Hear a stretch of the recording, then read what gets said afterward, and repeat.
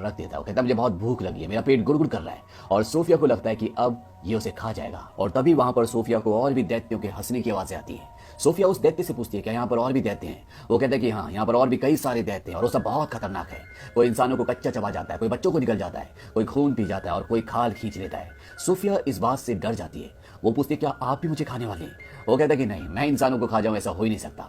दरअसल ये एक शाकाहारी दैत्य होता है जो इंसानों को नहीं खाता, बल्कि एक खास तरह की सब्जी जिसे कक्कड़ भुजा कहा जाता है उसे खाता है, जो स्वाद में बिल्कुल भी अच्छी नहीं होती। लेकिन ये इंसानों को नहीं खाना चाहता, मांस नहीं खाना चाहता, इसीलिए वो खाकर अपनी जिंदगी का गुजारा करता है। सोफिया उससे पूछती है तुम मुझे यहाँ पर क्यों लेकर आए। वो दैत्य बताता है दरअसल तुमने मुझे देख लिया था और तुम चिल्लाकर शोर मचाकर सबको बता देती और उसके बाद इंसान मुझे पकड़ लेते और साथ ही साथ इस दैत्य देश में भी आ जाते और यहाँ पर जितने भी दैत्य हैं उन सबको मार देते। इसीलिए मुझे तुम्हें यहाँ पर लाना पड़ा और अब तुम अपनी पूरी जिंदगी यहीं पर बिताओगी। सोफिया कहती है कि नहीं, मैं यहाँ से भाग जाऊंगी। वो दैत्य कहता है कि यहाँ से बाहर जाने की गलती भी मत करना, क्योंकि बाहर जो दैत्य हैं वो इंसानों को कच्चा चबा जाते हैं। और इसके बाद वो दैत्य सोफिया को वहां पर रखी हुई एक बहुत बड़ी नाव के ऊपर, जहां से नाव वाले दूरबीन से आगे का रास्ता देखते हैं, वहां पर रख देता है। तभी सोफिया देखती है कि वो दैत्य अपने बैग से कुछ बॉटल्स निकालता है जिसके अंदर चमकती हुई रोशनी होती है।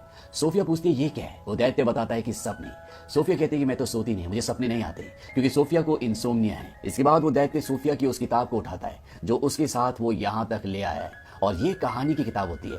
अब ये दैत्य उस कहानी को पढ़ना शुरू करता है और सोफिया को नींद आ जाती है। और इसके बाद वो दैत्य जो वहां पर कुर्सी के ऊपर बैठा होता है वो वहां से एक दूसरी जगह जाता है और वहां से वो एक बोतल के अंदर से एक चमकती हुई रोशनी निकालता है और तभी सोफिया की आंखें खुल जाती हैं और वो देखती है कि वो दैत्य नीचे नाव में सो रहा होता है। और सोफिया इसी मौके का फायदा उठाकर उस गुफा से, उस घर से बाहर निकल जाती है। और जब वो भाग रही होती है तभी वो देखती है कि उसके सामने एक बहुत विशाल दैत्य है जो उस दैत्य से कई विशाल है, जो उसे यहाँ पकड़ कर लेकर आए और वो दैत्य उसे पकड़ लेता है। सोफिया जोर से चिल्लाती है लेकिन इस बात का उस दैत्य पर कोई भी असर नहीं पड़ता और वो सोफिया को जिंदा निगल जाता है। और तभी सोफिया की आंखें खुलती हैं। दरअसल ये एक सपना होता है और सोफिया देखती है कि वो दैत्य सामने कुर्सी पर बैठा होता है। सोफिया कहती है कि ये तुमने किया, क्योंकि मुझे सपने नहीं आते और ये सपना बहुत ही भयानक था। वो दैत्य कहता है कि ऐसा करना जरूरी था, तुम्हें ये दृश्य दिखाना जरूरी था ताकि तुम यहाँ से कभी भी बाहर ना जाओ।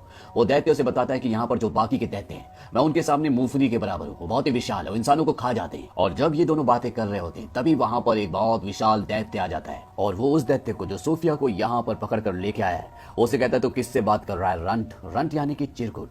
दरअसल यहाँ पर सभी से चिरकुट कहते हैं क्योंकि ये साइज में बाकी दैत्यों से बहुत छोटा होता है। वो कहता है कि मैं किसी से बात नहीं कर रहा, उसने सोफिया को छुपा दिया होता है। यहाँ पर जो बड़ा विशाल दैत्य है वो कहता है मेरी उंगली में चोट लगी, इसे ठीक कर दो, इस पे पट्टी कर दो। और जब वो छोटा दैत्य ऐसा कर रहा होता है तभी उसे इंसान की खुशबू आ जाती है और चारों तरफ ढूंढना शुरू कर देता है और सोफिया वहां पर रखी सब्जी, जिसे यहाँ पर कक्कड़ भुजा कहा जाता है, उसके अंदर चली जाती है। ये दैत्य जब उस सब्जी को सूंघता है तो उसे इसमें आज एक अलग सी खुशबू आती है।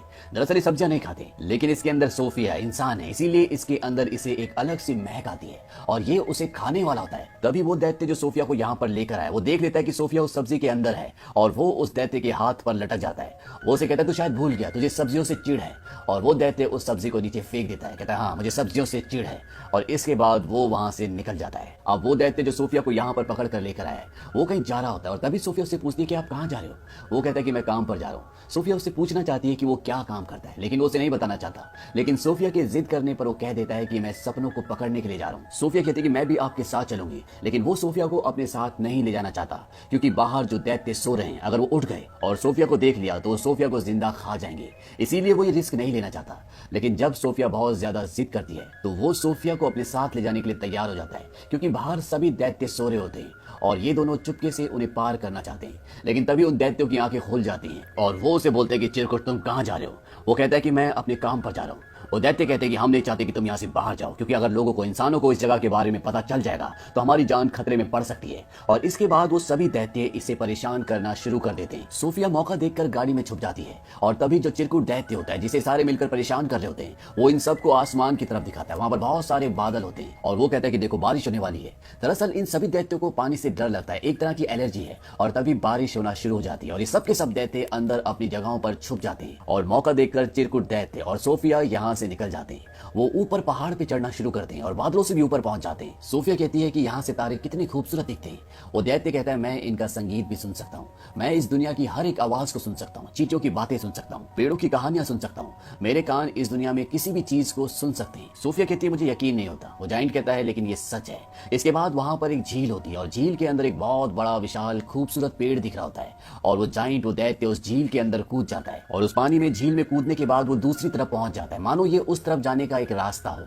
इसके बाद सोफिया भी कूदती है और वो भी उस तरफ पहुंच जाती है। ये सपनों का देश है और यहाँ पर जो पेड़ होता है उस पेड़ से ओस की बूंदों की तरह सपने टपकते हैं, जिन्हें पकड़ने के लिए यहाँ पर ये दैत्य आया है। और सोफी और ये दैत्य दोनों बहुत सारे सपने पकड़ते हैं, लेकिन इन पेड़ों से सिर्फ अच्छे सपने ही नहीं टपकते, बल्कि गंदे यानी कि बुरे सपने भी टपकते हैं।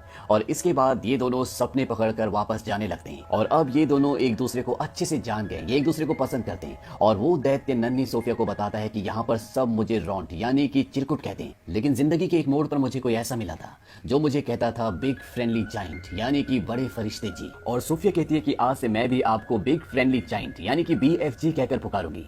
अब ये सपने पकड़कर लंदन की गलियों में जाते हैं जहाँ पर बच्चे अपने घरों में सो रहे होते हैं और BFG उनकी नींद में बहुत अच्छे अच्छे सपने उन्हें देते हैं ताकि उनकी जिंदगी में, उनके सपनों में उन्हें खुशियां मिले। दरअसल BFG एक अच्छा जाइंट है, इसीलिए वो सपनों के देश से अच्छे अच्छे सपने पकड़ कर लाता है और सोते हुए लोगों के दिमाग में उन सपनों को डाल देता है ताकि कम से कम वो उन सोते हुए लोगों की जिंदगी में खुशियां डाल सके।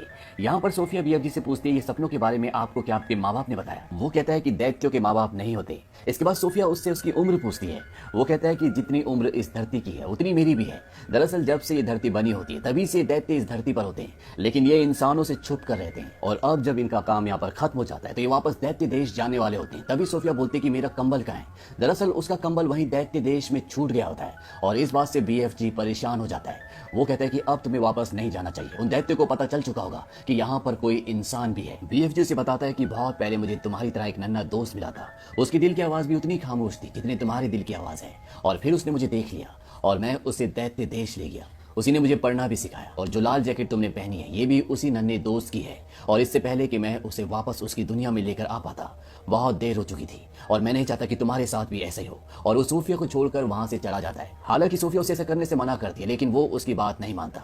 सोफिया अपने अनाथ आश्रम जाती है और वो अपनी बालकनी में जाकर खड़ी हो जाती है। वो जानती है कि BFG आसपास ही और वहां से कूद जाती है और इससे पहले कि वो जमीन पर गिरती वहां पर BFG आकर उसे पकड़ लेता है और उसे सोफिया की जिद एक बार फिर से माननी पड़ती है और वो उसे वापस जाइंट देश यानी कि दैत्यों के देश में ले आता है। यहाँ पर सभी दैत्य उसका इंतजार कर रहे होते हैं क्योंकि उन सबको पता है कि चिरकुट के पास यानी कि BFG के पास कोई इंसान है और ये दैत्य किसी भी हालत में उस इंसान को खाना चाहते हैं क्योंकि इनके पास वो ब्लैंकेट होता है जिसके अंदर सोफिया की खुशबू है। ये सभी दैत्य पूरे घर को तहस नहस कर देते हैं और जिस कंबल के अंदर सोफिया की खुशबू होती है BFG उसे जला देते हैं और इन सभी जाइंट्स को, सभी दैत्यों को अपने घर से भगा देते हैं। अब जब सोफिया छुप रही होती है तभी वहां पर उसे एक तस्वीर दिखती है और ये तस्वीर होती है इंग्लैंड की महारानी की। और इस तस्वीर को देखने के बाद सोफिया के दिमाग में एक आइडिया आता है। वो BFG को बोलती है कि तुम एक बहुत ही भयानक सपना बनाओ और इस सपने में तुम महारानी को ये दिखाना कि 9 के 9 दैत्य इंग्लैंड में हैं जो बच्चों को मारकर खा जाते हैं, और साथ ही साथ इस सपने में मुझे और अपने आप को भी डालना ताकि जब हम महारानी के सामने जाएं तो हमारी बात पर उन्हें यकीन हो जाए।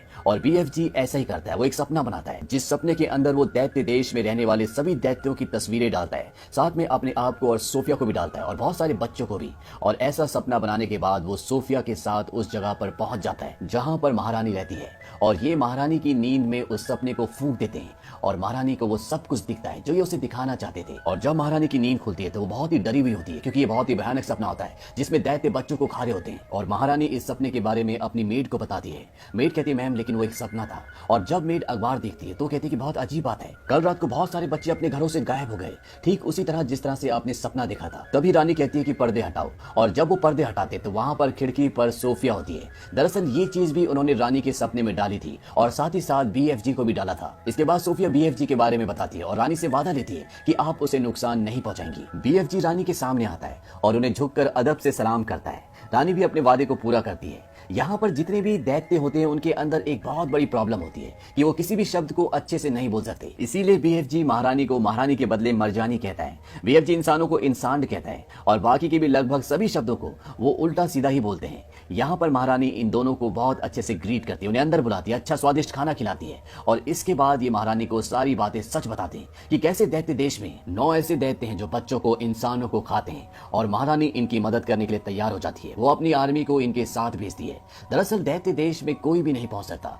लेकिन BFG इन्हें रास्ता बताता है और महारानी की आर्मी BFG के पीछे पीछे दैत्य देश तक हेलीकॉप्टर्स में पहुंच जाती है। वो सब एक जगह रुक जाते हैं क्योंकि ये एक प्लानिंग के साथ हमला करना चाहते हैं और BFG प्लान बनाता है कि वो एक ऐसा सपना बनाएगा जिस सपने को इन्हें दिखाने के बाद इन सबको उन चीजों पर पश्चाताप होगा जो भी इन्होंने किया है और BFG ऐसा सपना बना लेता है। लेकिन जब वो इस सपने को इन सोए हुए दैत्यों के मन में फूंकने के लिए जाता है ताकि ये सपना उन्हें आए, तो उसे याद आता है कि वो सपना फूंकने वाले यंत्र को महारानी के महल में भूला है और उसके बिना ऐसा नहीं किया जा सकता क्योंकि इन दैत्यों के पास जाना खतरनाक है।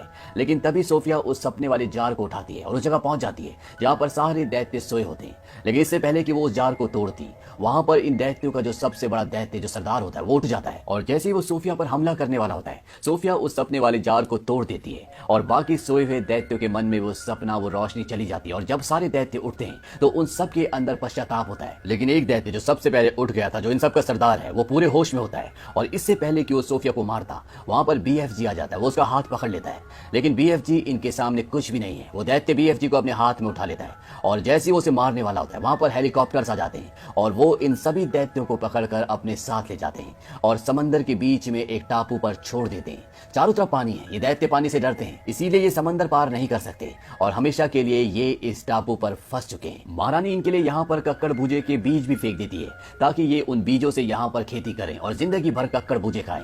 कक्कड़ भुजों से इन लोगों को नफरत है। हालांकि BFG इसी सब्जी को खाता था, लेकिन अब इन दैत्यों के पास कोई भी ऑप्शन नहीं है। इन्हें जिंदगी भर इसी टापू पर रहकर खेती करके कक्कड़ भुजे खाने पड़ेंगे। और अंत में ये दिखाया जाता है कि सोफी अब अनाथ आश्रम में नहीं रहती, बल्कि वो महारानी के साथ उनके महल में रहती है और अब उसे अकेलापन और उदासी बहुत कम महसूस होता है और जब भी वो चाहे वो BFG से बात कर सकती है क्योंकि BFG के कान इस दुनिया की सारी आवाजों को सुन सकते हैं। वहीं दूसरी तरफ BFG जाइंट देश में, यानी कि दैत्यों के देश में अकेले हैं। अब वो सिर्फ वहां पर कक्कड़ भुजे नहीं बल्कि और भी कई सारी सब्जियां उगाते हैं और वो भी अपनी जिंदगी में खुश हैं। सोफिया हर सुबह उठकर खिड़की के पास आकर BFG को गुड मॉर्निंग कहती है, जिसे BFG साफ साफ सुन सकते हैं और इसी सुखद अंत के साथ इस कहानी का अंत हो जाता है। इस कहानी से हमें ये पता चलता है कि किसी की भी कोई भी जाति हो, कैसा भी स्वरूप हो, लेकिन अगर उसका दिल और नीयत अच्छी हो तो वो किसी का भी दिल, किसी का भी प्यार जीत सकता है और अच्छा करने वाले, अच्छा सोचने वालों के साथ हमेशा अच्छा ही होता है। उम्मीद करते हैं कि ये कहानी आपको पसंद आई होगी।